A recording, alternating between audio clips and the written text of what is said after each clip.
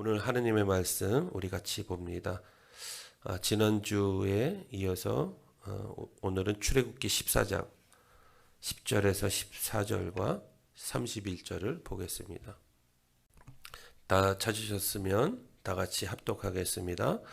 바로가 가까이 올 때에 이스라엘 자손이 눈을 들어 본즉 애굽 사람들이 자기들 뒤에 이른지라. 이스라엘 자손이 심히 두려워하여 여호와께 부르짖고 그들이 또 모세에게 이르되 애굽에 매장지가 없어서 당신이 우리를 이끌어내어 이 광야에서 죽게 하느냐. 어찌하여 당신이 우리를 애굽에서 이끌어내어 우리에게 이같이 하느냐. 우리가 애굽에서 당신에게 이른 말이 이것이 아니냐. 이르기를 우리를 내버려 두라. 우리가 애굽 사람들 섬길 것이라 하지 아니하더냐. 애굽 사람을 섬기는 것이 광야에서 죽는 것보다 낫겠노라. 모세가 백성에게 이르되 너희는 두려워하지 말고 가만히 서서 여호와께서 오늘 너희를 위하여 행하시는 구원을 보라. 너희가 오늘 본 애굽 사람을 영원히 다시 보지 아니하리라. 여호와께서 너희를 위하여 싸우시리니 너희는 가만히 있을지니라. 이스라엘이 여호와께서 애굽 사람들에게 행하신 그 큰 능력을 보았으므로 백성이 여호와를 경외하며 여호와와 그의 종 모세를 믿었더라. 아멘. 지난주에 출애굽기 12장을 통해서 우리가 또 은혜를 받았는데 그 주보혈의 능력이 있습니다. 그것을 통해서 우리가 또 함께 은혜 나눠 봤습니다. 하나님께서 호렙산 떨기나무 가운데 모세를 부르시고 모세가 그곳에서 살아계신 하나님을 만나는 역사적인 경험을 했죠. 그리고 모세에게 주어진 사명을 하나님께서 명령하셨습니다. 바로 모세가 받은 사명인데 애굽에서 신음하고 있는 이스라엘 백성들을 이제 이끌어내라라고 말씀하시는 것입니다.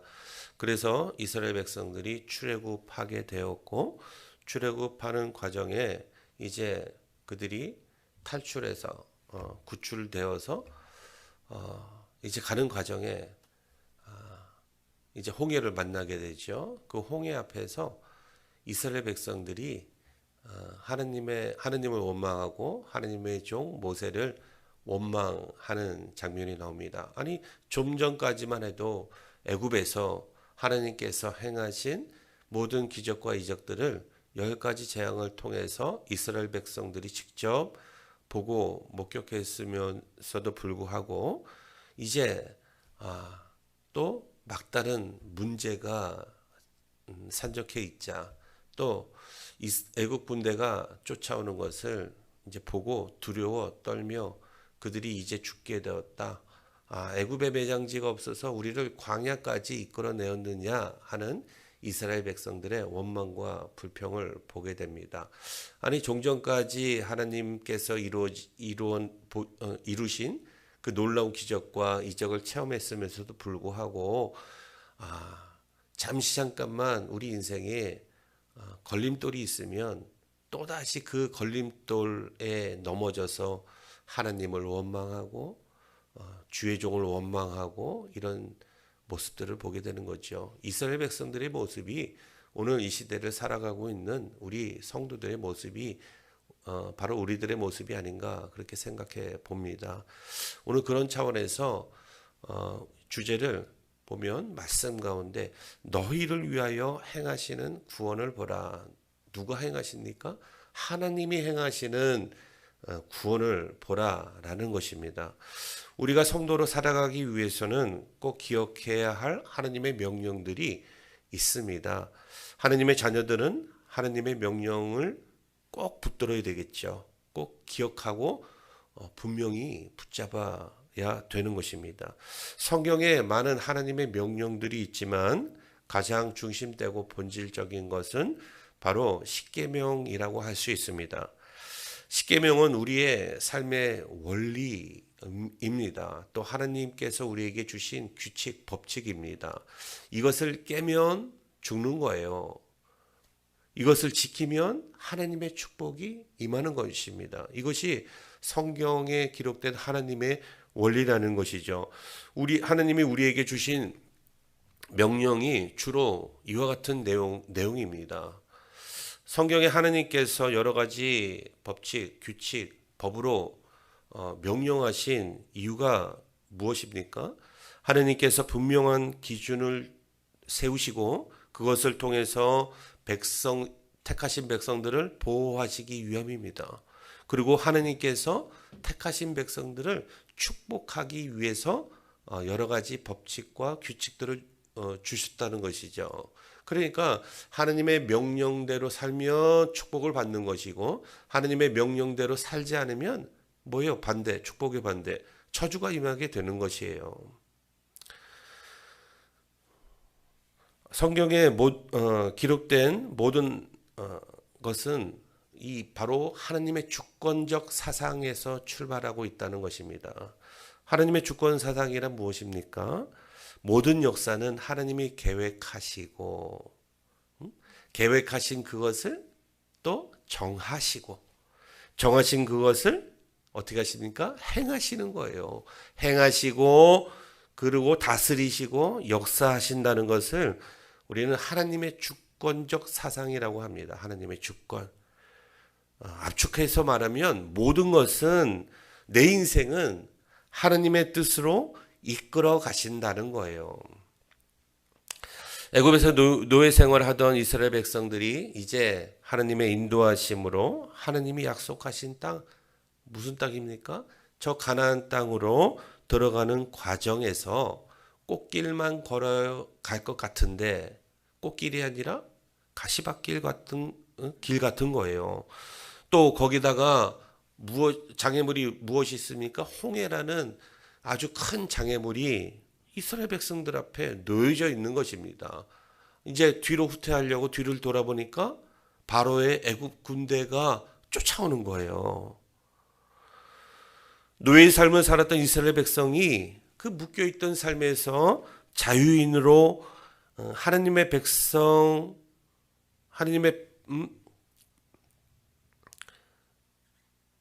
백성이 약속의 땅으로 인도함 받기 위해서 통과해야 할 과정으로 그냥 꽃길이 있을 줄 알았는데 오늘 홍해가 마주하고 있다는 것입니다. 그리고 그 모든 과정의 결말을 이제 우리가 결말적인 부분을 먼저 보도록 하겠습니다. 이렇게 성경은 기록하고 있죠. 오늘 본문 31절에 다 같이 읽습니다. 이스라엘의 여호와께서 애굽 사람들에게 행하신 그 큰 능력을 보았으므로 백성이 여호와를 경외하며 여호와와 그의 종 모세를 믿었더라. 하나님께서 그 큰 장애물을 통과하게 하심으로써 백성들이 이제서 여호와를 경외할 줄 알고 여호와와 그의 종 모세를 믿었더라 라고 이 결말 부분에 기록하고 있는 것이에요. 14절에 보면 아주 이상한 말이 나옵니다. 다 같이 한번 읽어봅니다. 여호와께서 너희를 위하여 싸우시리니 너희는 가만히 있을지어다. 아니 가만히 있으라는 거예요. 하나님께서 무기와 능력을 주셔서 맞서 싸워 이기라는 것이 아니라 하나님께서는 가만히 있으라는 거예요.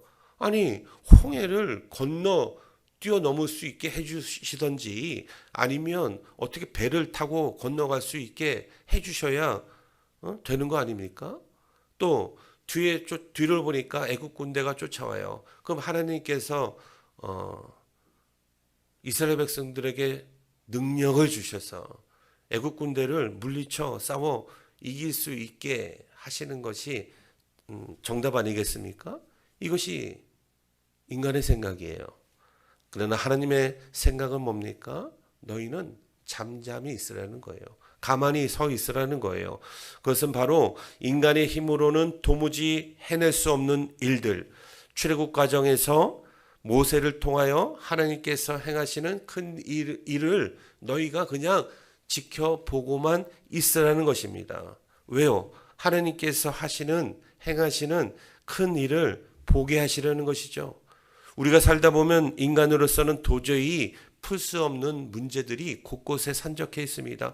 우리 인생의 한 고비를 넘으면 또 한 고비가 나타나고, 우리 인생의 문제를 해결하면 그 다음에 또 다른 문제가 엎친 데 겹친 격으로 계속해서 일어나는, 우리 인생에서 문제가 없었으면 좋겠는데 우리 인생에 살다 보면 여러 가지 문제들이 우리 앞에 놓여져 있잖아요.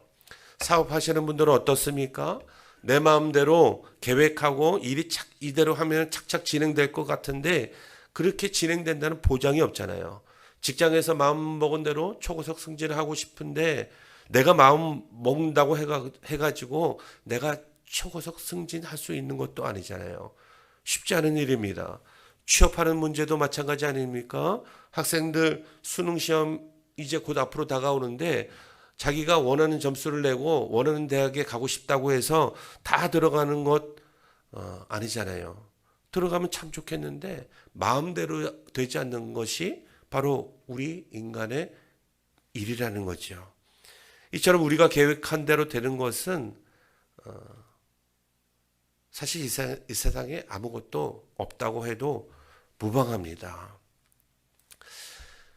예전에 우리가 그 교복을 한참 입었을 때 우리 젊은 세대 청년들은 뭐 교복을 안 입어봤겠지만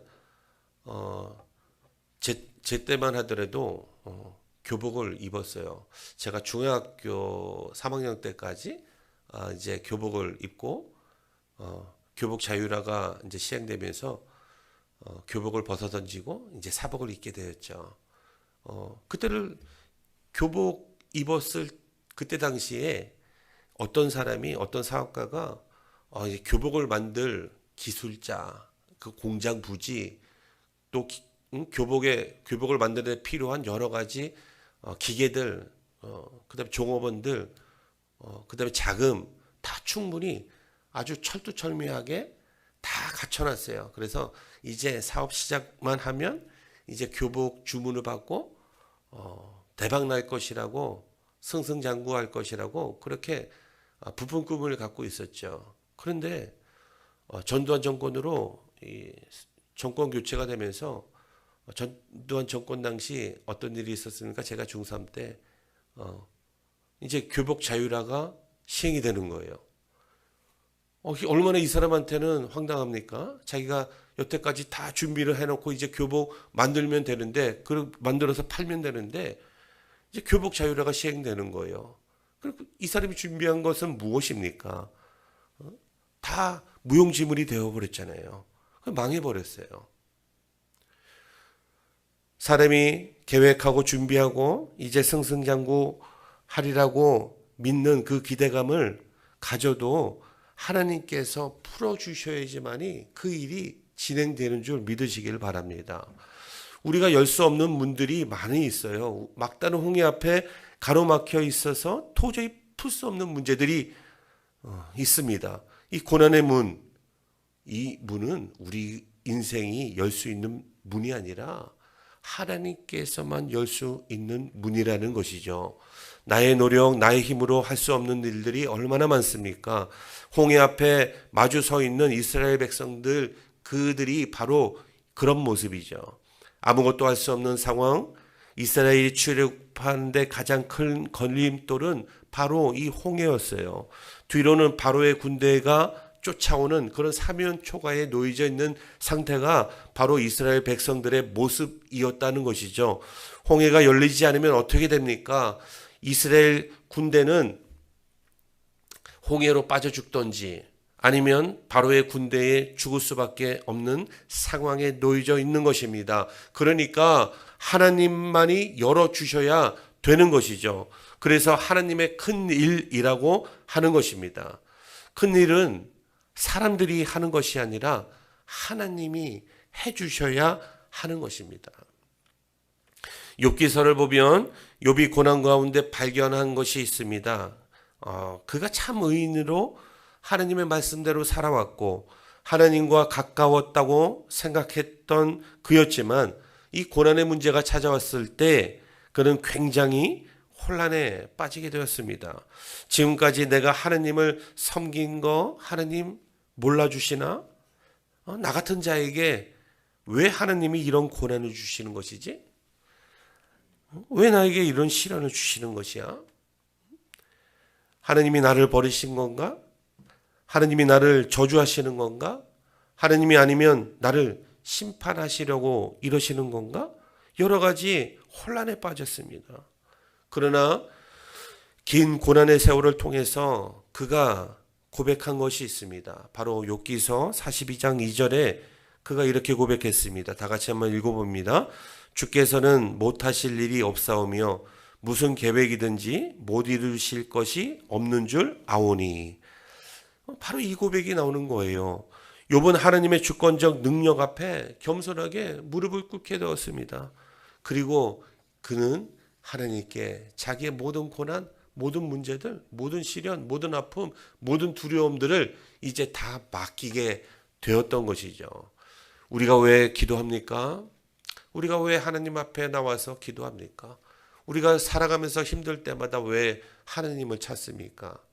내가 할 수 있는 일보다 할 수 없는 일들이 이 세상에는 훨씬 더 많기 때문에 그래요.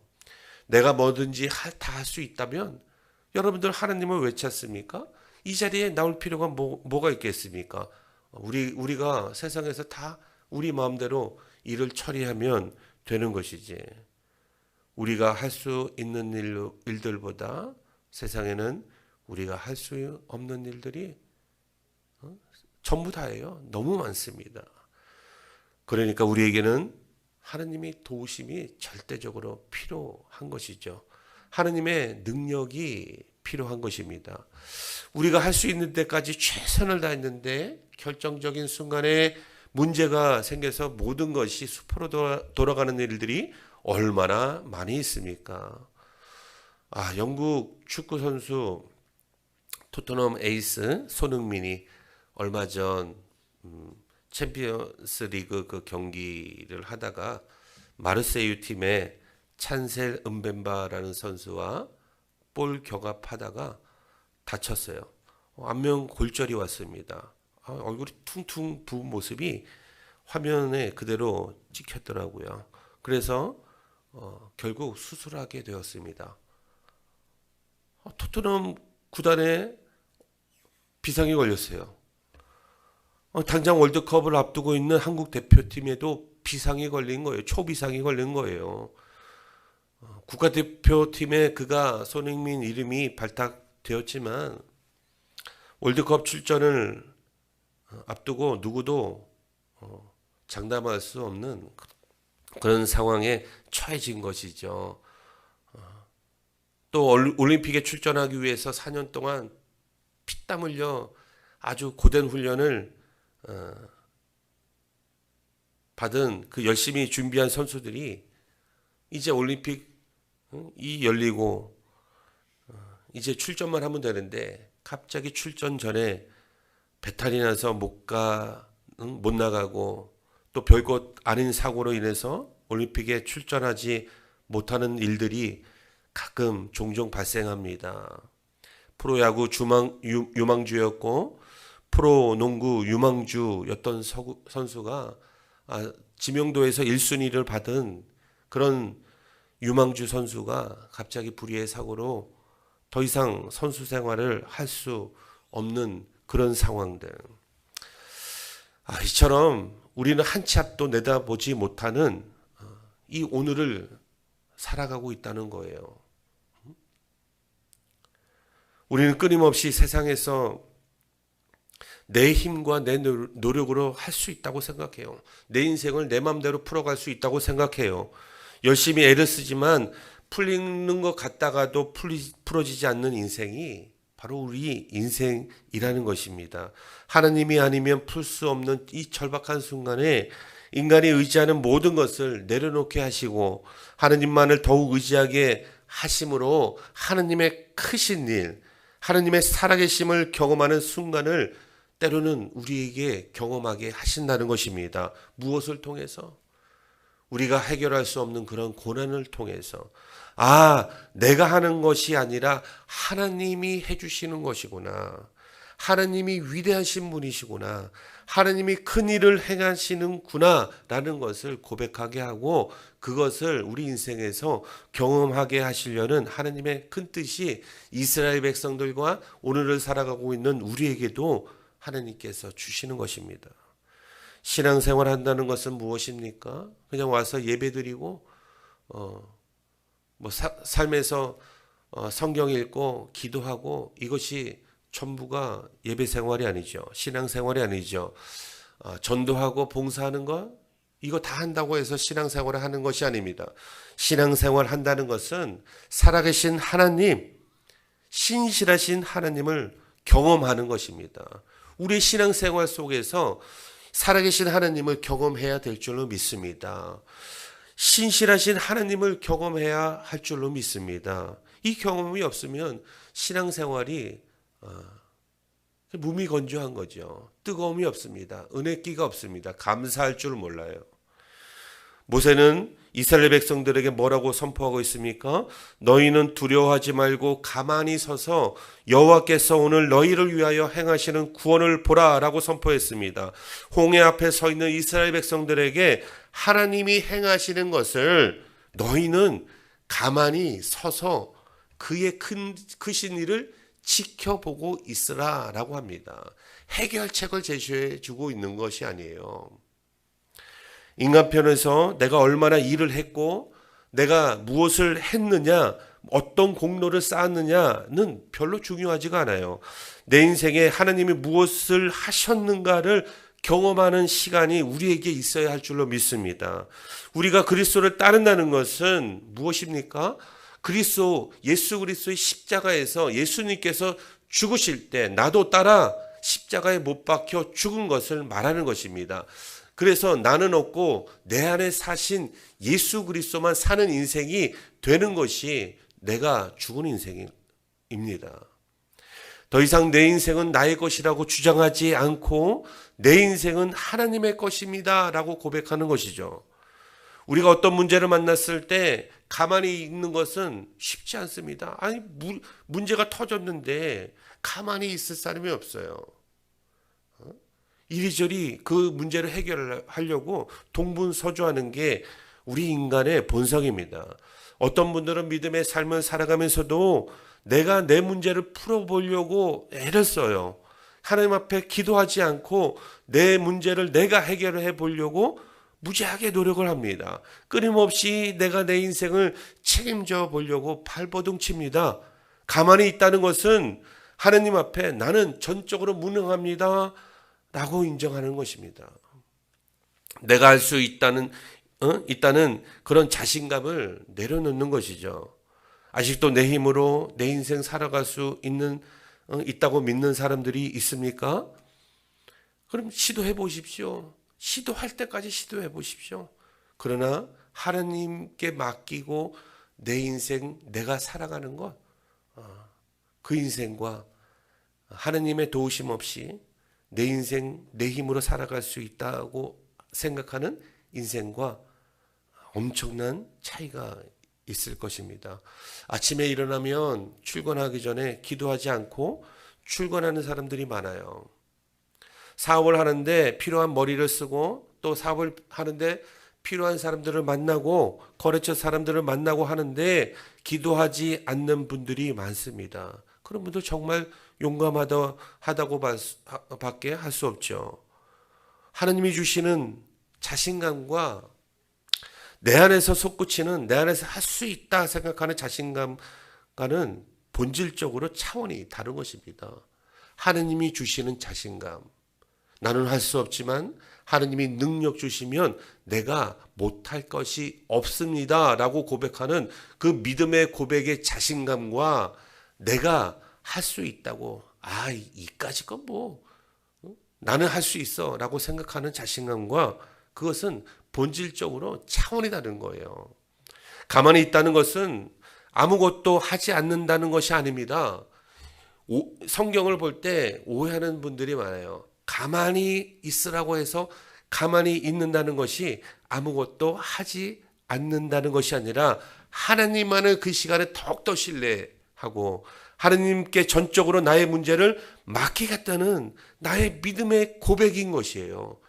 내가 할 수 있는 일도 내가 하나님께 전적으로 맡길 때 하나님께서 역사하시는 것입니다. 하나님만을 신뢰하고 하나님께 전적으로 나의 문제를 맡기겠다는 신앙 고백이죠. 그럴 때 어떤 일들이 일어나게 됩니까? 오늘 본문에서 하나님이 홍해를 이제 갈라주시는 그 놀라운 기적이 일어나는 거예요. 하나님이 내 문제에 있어서 내 문제, 나의 인생의 고난에 해결되지 않을 것 같았는데 하나님께 전적으로 맡기는 믿음으로 내가 열심히 살아갔더니 하나님이 나의 문제를 해결해 주시는 거예요. 나의 고난을 이제 걷어주시는 것입니다. 그것을 경험하게 되는 것입니다. 하나님을 전적으로 의지하는 사람들은 세상 사람들과 경쟁하지 않습니다. 왜 그렇습니까?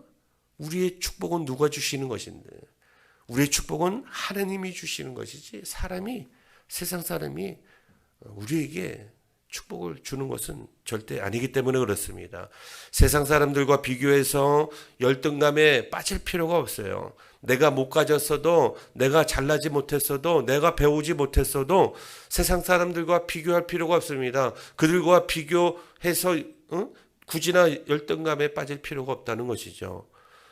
세상 사람들과 비교해서 내가 비록 못나 보여도 실패자라고 생각할 필요가 없습니다. 아무리 주위에서 내가 하고 있는 사업과 동종한 사업을 하고 있는 사람들이 많이 늘어난다고 할지라도 그럼 어떻게 됩니까? 동종 업종이 많이 생겨나면 결과적으로 묻혀지는 거 아니겠습니까? 라고 생각할지 모르지만 예수 믿는 사람들은 주위에 아무리 동종 업종이 많이 늘어난다고 해도 우후죽순격으로 많이 일어나도 그 사람들 때문에 안 되는 것이 아니라 하나님이 문을 열어주시고 안 열어주시고 거기에 따라서 내 사업이 잘 되고 안 되고 승패는 하나님께 달려 있는 줄 믿으시기를 바랍니다. 그 믿음을 갖고 살아야죠. 아무리 공부를 못해도 하나님을 의지하고 믿고 따르면 그 인생이 대박나는 인생 살 줄로 믿습니다. 하나님이 우리 인생을 주관하시는 것이지 세상 사람에 의해서 우리 인생이 결정되지 않습니다 라고 당당하게 선포해야 합니다. 아무리 뒤에서 애국 군대가 그 무시무시한 애국 군대가 추격해 오고 있고 홍해가 앞을 가로막고 있다고 할지라도 하나님의 백성의 삶은 언제나 하늘의 문이 열려 있는 줄 믿으시길 바랍니다. 그래서 우리는 뭐 하는 거예요? 문제가 생길 때, 막다른 골목에 처해져 있을 때, 도무지 풀 수 없는 고난에 처해져 있을 때 우리는 뭐 합니까? 하느님 해결해 달라고 기도하는 것이잖아요. 우리가 전적으로 하느님께 맡기고 기도할 때 그 하느님이 열어주시는 하늘의 문이 활짝 열리는 줄 믿으시길 바랍니다. 성도는 이 험난한 세상에서 하느님이 주시는 것을 얻고 먹고 마시고 누리는 것이지 내가 세상과 싸우고 내가 힘으로 쟁취하는 인생이 아닌 거예요. 이것을 믿지 못하면 피곤한 인생을 살 수밖에 없습니다. 당연히 경쟁할 때는 경쟁해야죠. 열심히 경쟁할 때는 선의 경쟁으로 열심히 경쟁해야죠. 그러나 그 경쟁 역시도 하나님께 맡기며 그렇게 해야지 내가 하면 조급해지고 내가 하면 피곤함만 더해줄 뿐입니다. 믿지 못하면 가만히 서서 하나님이 행하신 일을 그 큰 일을 볼 수가 없는 거예요. 하나님이 행하시는 그 기적을 경험할 수 없는 것입니다. 일을 하다가 무엇인가 안 되면 어쩔 줄 몰라 하고 전화를 붙잡고 이리저리 전화를 돌리고 사람을 만나러 돌아다니고 이런저런 이 일이 풀어지기 위해서 잔머리를 열심히 돌리죠.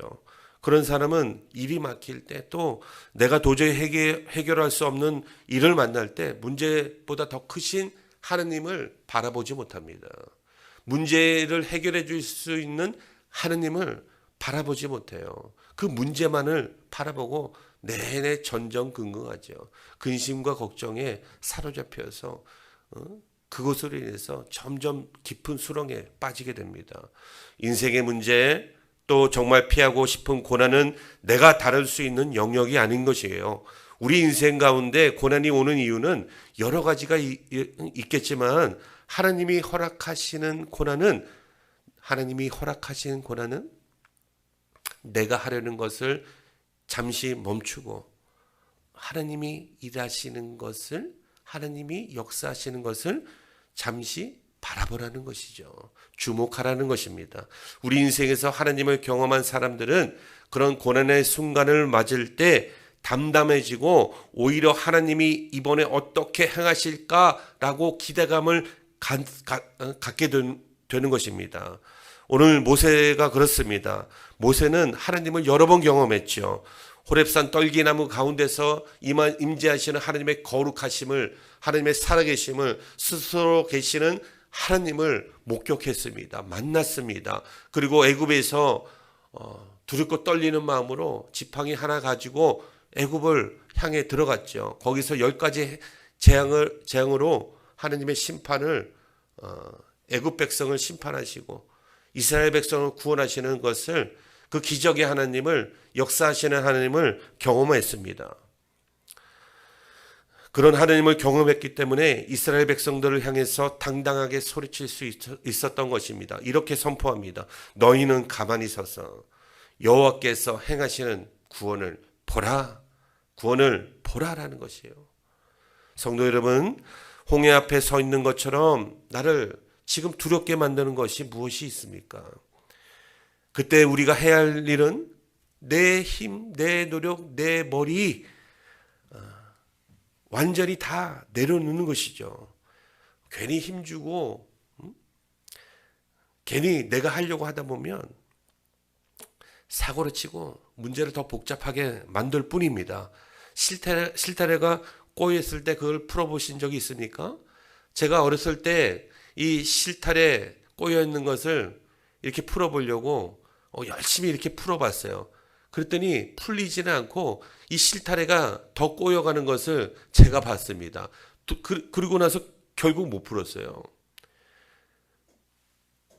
인생에 막혀 있고 묶여 있는 분들이 여기 계십니까? 아무리 풀려고 해도 풀리지 않는 문제 앞에 여러분 신음하고 있는 분 계십니까? 인생은 내가 살아가는 것 같지만 내가 하는 것이 결코 아닙니다. 하나님의 도우심을 구하며 주어진 일에 최선을 다하는 가운데 혹시 고난이 닥칠 때 가만히 하나님이 행하시는 것을 바라보십시오. 내 힘대로, 내 방식대로, 내 지혜대로, 내 노력대로 살았던 방식을 잠시 내려놔 보십시오. 그리고 하나님 앞에 완전히 내려놓고 항복하십시오. 십자가 앞으로 더욱더 나가시길 바랍니다. 하나님의 역사하심을 잠잠히 바라보십시오. 하나님은 살아계십니다. 오늘 본문 앞부분에 보면 이스라엘 백성이 원망하고 두려워하는 것을 우리가 볼 수 있습니다. 불신앙이죠. 우리가 애굽에서 차라리 죽었으면 좋겠다. 매장지가 없어서 우리를 이끌어내었느냐 두려움에 빠져 있습니다. 그래서 모세가 뭐라고 말합니까? 하나님을 경험한 모세가 두려워하지 말라라고 이스라엘 백성에게 선포하고 있죠. 하나님은 왜 우리로 하여금 홍해 앞으로 몰고 가십니까? 홍해 앞에 마주서게 하십니까? 그 건널 수 없는 큰 바다 앞에 우리를 마주하게 하십니까? 하나님이 행하시는 역사 앞에 바로 무릎 꿇게 하시려고, 또 하나님의 하나님 되심을 포기하시려고, 또 하늘에서 내리시는 것으로 먹고 살도록, 하늘의 영광을 경험하며 살도록 우리를 때로는 홍해 앞에 서게 하시는 것입니다. 큰 태산 같은 문제 앞에 서게 하시는 것입니다. 그것은 우리에게 고난을 주시기 위함이 아닙니다. 결코 고난이 고난되게 하지 않으시게 하시는 분이 하나님이신 줄 믿습니다. 홍해를 가르는 것을 포기하시려고 하시는 거예요.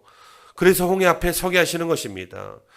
우리의 풀리지 않는 홍해와 같은 문제들, 그 큰 문제들을 해결하시는 것을 보게 하시려고 때로는 우리를 문제 앞에 서게 하시는 줄 믿습니다.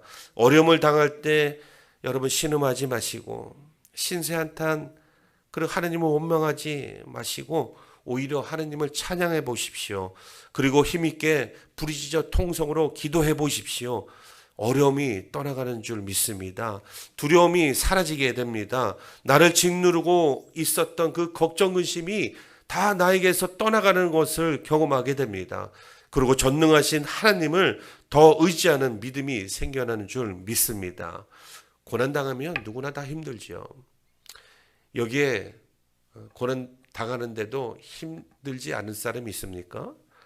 누구나 다 두려워하고 누구나 다 불안해합니다. 어떻게 이 고난을 헤쳐나갈까 고민하게 되죠. 걱정하게 됩니다. 목사인 저도 때로는 고난이 닥쳐올 때 때로는 잠시 내 안에 두려움이 쌓이게 되죠. 목사로서 잘 헤쳐나갈 수 있을까? 목사로서 이 교회를 잘 이끌어갈 수 있을까? 두려움이 따르게 됩니다. 그러나 하나님을 믿는 하나님의 사람들은 이 고난을 대하는 자세가 달라야 합니다. 걱정과 두려움과 그런 모든 것들이 엄습해 올 수는 있지만 그 잠시 잠깐 그 자체를 주님 앞에 내려놓고 기도해야 합니다. 이것이 하나님의 사람들의 모습이죠. 인생을 주관하시는 분이 하나님이심을 믿고 그분께 나의 고난을 전부 맡기는 그 믿음으로 주어진 일에 또 최선을 다할 때, 열심히 일할 때 나의 모든 고난은 내게서 사라지는 줄 믿습니다. 우리 인생에 하나님이 얼마나 위대한 분이신가를 경험하고 그 하나님을 날마다 찬양할 수 있게 되기를 바랍니다. 하나님이 하셨습니다. 하나님이 위대하십니다. 하나님은 오늘도 나의 하나님이십니다. 이런 고백이 여러분 삶 속에서 날마다 일어나게 되기를 예수님의 이름으로 축원합니다. 우리 인생에 찾아오는 어떤 문제 앞에도 좌절하거나 낭망하지 말고 하나님이 행하실 큰 일을 기대하면서 하나님 앞에 즐거이 나가는 참된 예배자가 되시기를 예수님의 이름으로 축원합니다.